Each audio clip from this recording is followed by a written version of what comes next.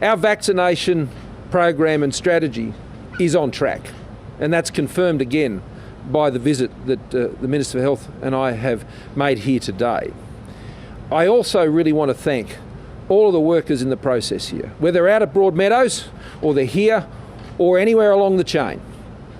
I want to thank the Therapeutic Goods Administration and all of those doing the work that they're doing to make sure that the work that is being done here can go forward and ultimately receive, we believe, the authorisation that will come from them.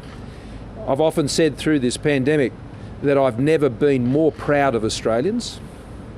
And I can tell you, as I walked around that floor today and I spoke to those who were going through that final stage of filling those vials and making sure they're going out safe, secure, to support the health and the recovery of Australians, and to see the pride in their own eyes about the job they're doing for Australia. I tell you, it hits you. It really does. And that's the response of Australians right across the country. It's small businesses keeping their show together, keeping their employees on, fighting their way through, understanding the challenges. Same is true here. The professionalism, the dedication, the very long hours. People here have been working long hours for a long time to deliver this, and they're doing it to deliver it for Australians. And I want to thank them very much for that. So our vaccination program, it's on track, and it's sovereign. We're doing it here, in Australia, right here in Melbourne. And that is something that few prime ministers and presidents around the world can say, because we are one of a handful of countries that made the decision to be able to ensure we had this capability here in Australia by Australians. And Brian, to you and the whole CSL family, I want to thank you for your dedication to seeing that realised here for your country. So, within a matter of weeks, starting next week as they do the final stage of that process. I call it the bottling process. The scientists have another name for it. But what that means is they bottle it and then they check it and they check it and then they check it again to make sure that when it goes out and when you go to your GP clinic or the place that you will go to get your vaccination, you can have great confidence, not just in the vaccine itself, but the Australian production process that actually got it to that clinic where you received that vaccination for you and your family. So it is another important day today. That final phase of that production process starts here Monday. Of course, they'll be working 24/7. In March, mid to late March, they'll be rolling more than 1 million doses out of here a week. That's a big production effort, and that is going to change the country for the better. And for those who are producing that here, we just simply say thank you for the service that you're providing to your country. Before I hand over to Greg, I'd just make a quick comment on the challenges that we're currently facing here in Victoria regarding the most recent cases.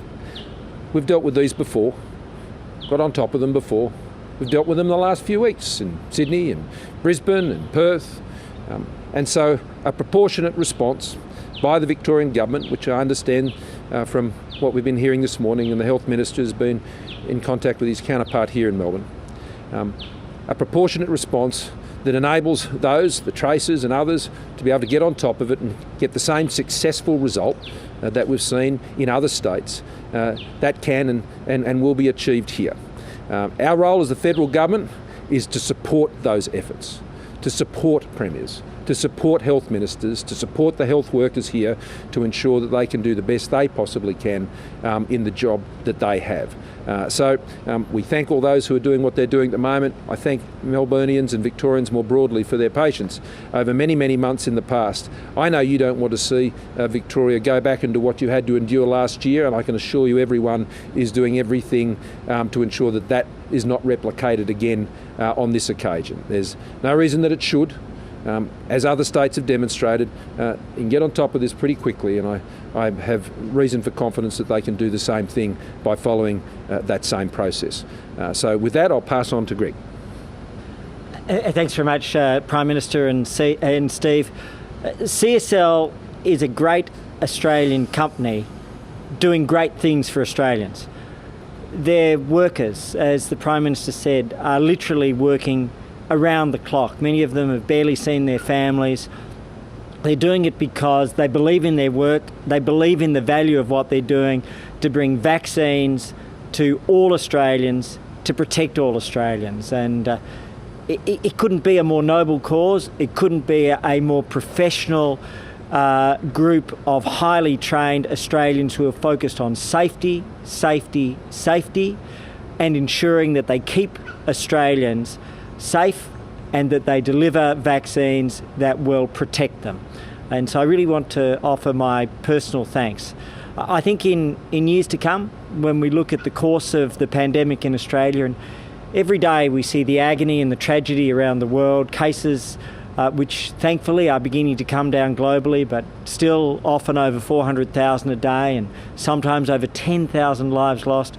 We compare that with where we are in Australia. No lives lost this year, which is almost inconceivable. And we see that we've done an incredible job as a country, but the next phase is on track. It's been planned, it's been prepared, and that's the vaccine rollout.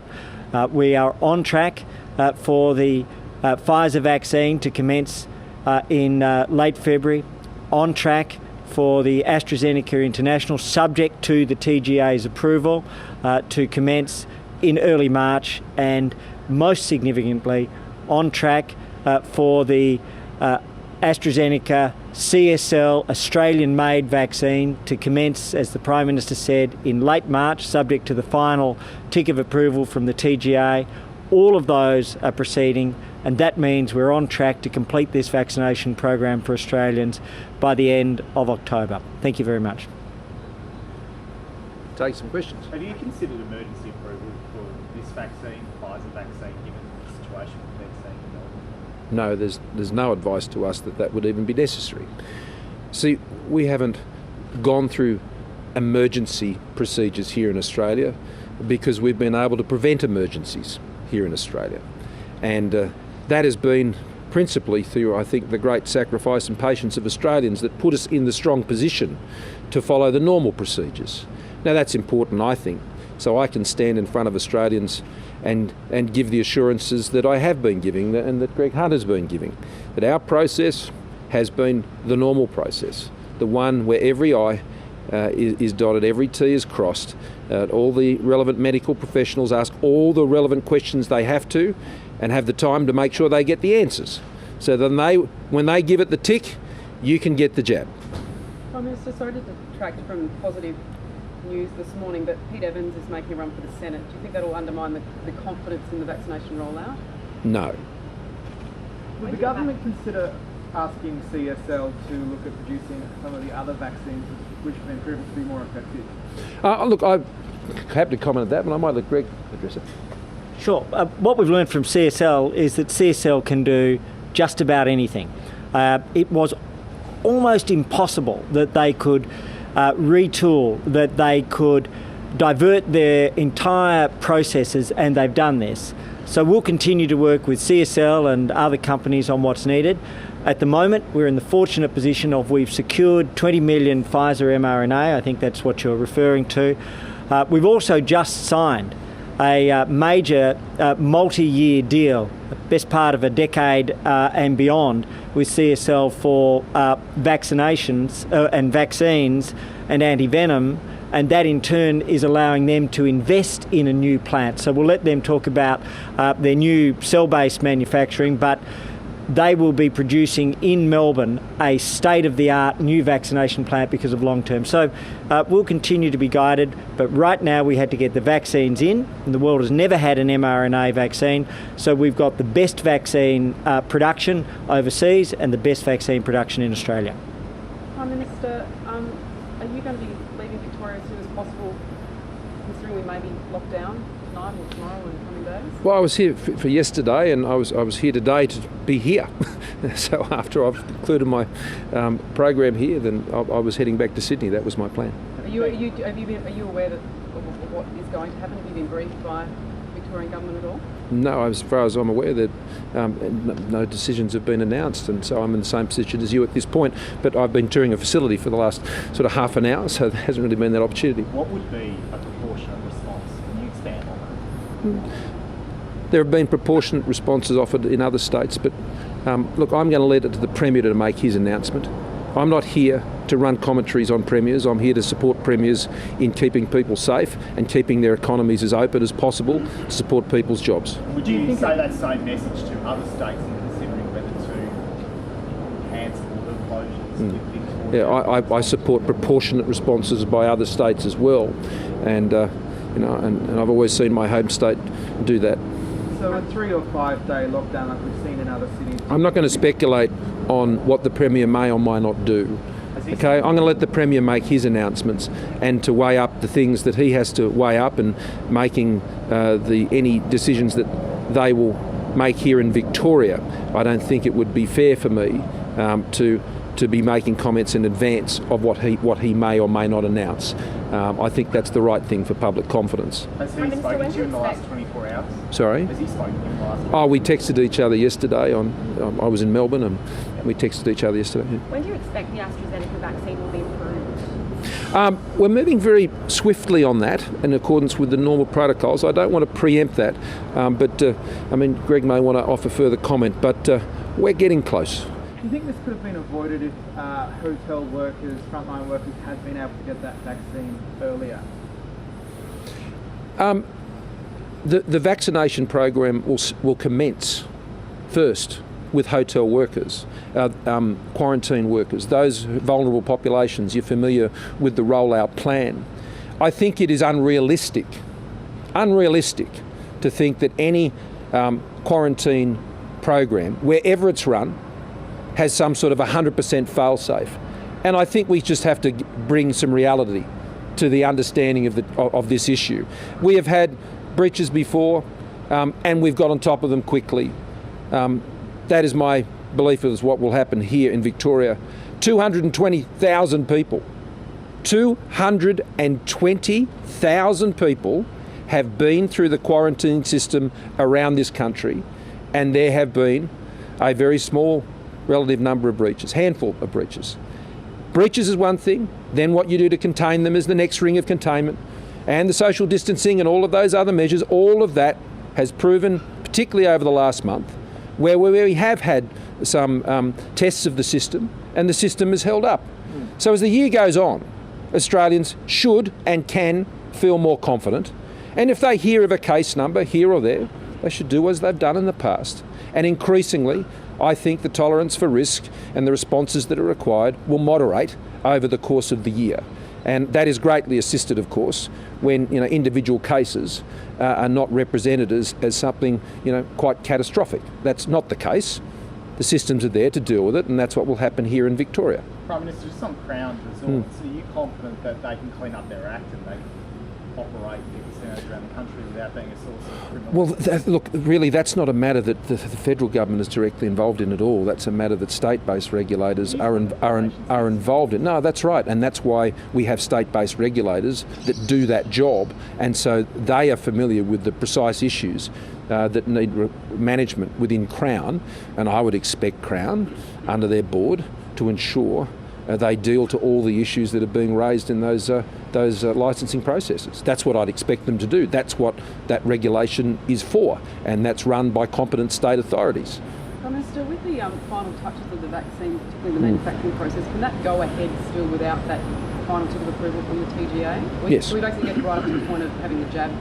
Is that the only point that we need to really have the TGA ticked off? Well, for anyone to have the vaccine, obviously it needs the TGA's approval. But I mean, we've been working on this process of producing these vaccines.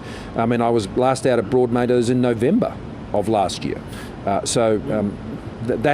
We have been getting on with it, and that means that once TGA approval is in place, and then you've got the distribution and you've got all the testing that is going on in parallel to all of that, then that will enable us to implement the vaccination strategy as we've outlined it to you.